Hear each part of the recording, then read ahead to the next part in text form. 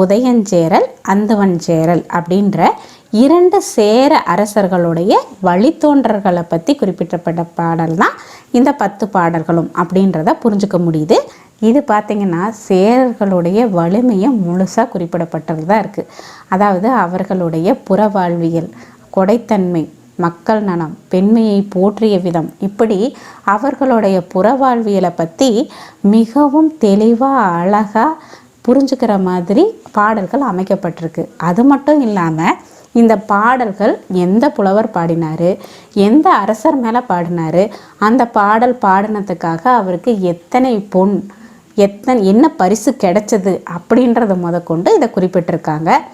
அதனால் இந்த சேரர்களோட வலிமையை ரொம்பவும் தெளிவாக, ரொம்ப ஆழமாக, ரொம்ப சிறப்பாக எடுத்து காட்டுறதுனால இதற்கு இரும்பு கடல் அப்படின்ற வேறொரு பேரும் கூட இருக்குங்க.